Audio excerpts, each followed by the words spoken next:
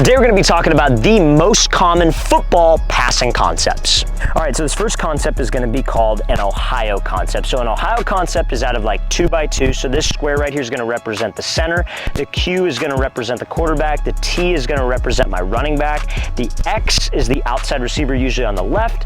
The Z is the outside receiver on the right. Now for my two slot receivers, I label them L and R just so you guys don't get confused. I know a lot of offenses have different things for them, like, you know, like the Y, etc. Just I go L and R. L is the slot on the left, R is the slot on the right, just to keep things simple, okay? So now, what an Ohio concept is we have a fade route from the number one wide receiver, and he's running something called an MOR. So an MOR means mandatory outside release, okay? Some people call it a must outside release. But the reason why he has to get to the outside of the corner that's outside is because the slot receiver is running an outside breaking route, and he's gonna be running a 5-yard out route. So we have 5-yard out, 5-yard out, and then mandatory outside release fade. Now this is a very common passing concept. This is a quick game play for the quarterback, which means he's taking like a one-step drop or a shuffle drop, okay? Now this read on this play, because every single passing concept has a read key defender, the read key defender is going to be the corner. So the corner on the outside, if he starts to backpedal, like if he's playing cover 3 or cover 4,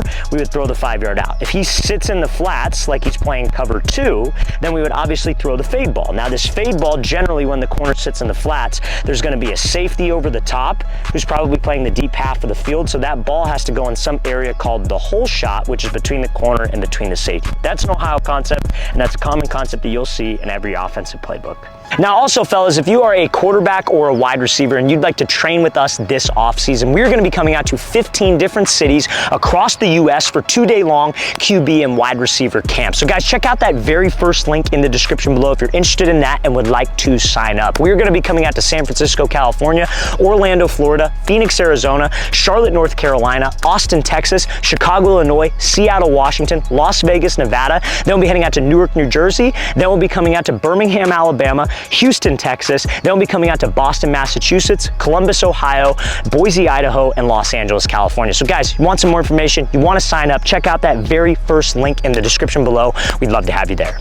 Now this next passing concept is going to be called a smash concept. So a smash concept is another concept that's out of a doubles formation. So we got my center here, we got my quarterback, we got my running back, then we got my outside wide receiver, slot receiver, and outside wide receiver. So remember that last Ohio concept that we talked about, that coverage or that play is where we're reading the corner, right? So a smash concept also calls for us to read the corner. So this outside wide receiver is going to be running a 5-yard hitch, and what your slot receiver is going to be running is he's going to be running a corner route. Now, there are different variations of a smash concept. This outside receiver could also run something called a whip route. A whip route is where you go up 3, break to the slant 3, and then you whip back out to the sideline. And then the slot receiver over here would have the same type of corner route. Now, there are different variations of smash. You could also switch it to where the outside wide receiver will run an inside stem corner and your slot receiver will run a flat, but the read remains the same. Your read as a quarterback is going to be the corner on the outside, like we said. So if the corner starts to backpedal like so,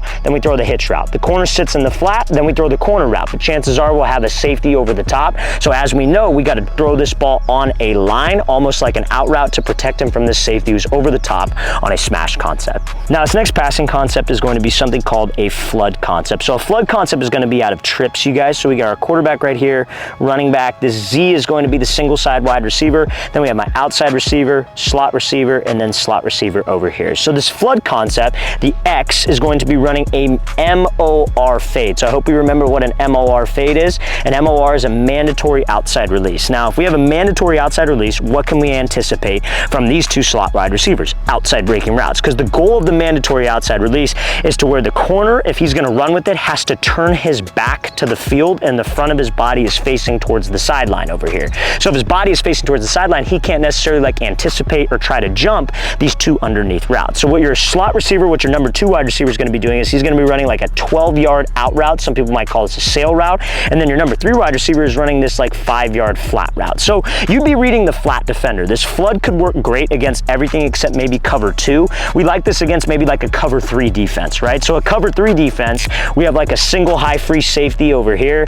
You have a corner, and then let's say your strong safety is rolled down, then you got your Will, you got your Mike, and you got your Sam backer, right? So if this strong safety runs with the 12-yard out, bang, you throw this, right? If the strong safety sits with the 5-yard out, you look to throw this. If the corner sits on the 12-yard out, then you would obviously throw the fade over the top, and that safety should not be able to get there. So that's a flood concept. It's a great concept out of trips to beat a cover 3 or cover 4 defense. Now this next passing concept, you guys, is going to be called a dagger concept. So a dagger concept is where you could do this out of trips. We're going to work this out of a doubles formation, but you could do this out of trips as well, just like the smash concept and just like probably the Ohio concept. We have dagger, so we have quarterback, running back, outside wide receiver, slot receiver, and outside receiver. So what we have from my X receiver over here, this is the play side, so this is where we're going to be working the dagger, is we have a post dig at 15. So this receiver's bursting up, breaking to the post at 12, and then flattening it off at 15. So it's a post break for 2, then flattening it off at the dig. And then my slot receiver is going to be running a seam route,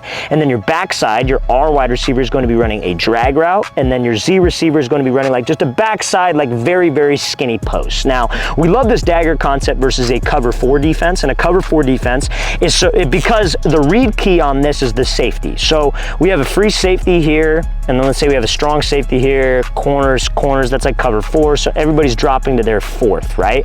So the reason why we like this, and then cover 3, chances are you'll have like a 4-3 defensive front, is because our free safeties are read key. We're looking at the free safety. If he starts to backpedal, what do I look to throw? I look to throw this dig. Now that dig's at 15 yards, right?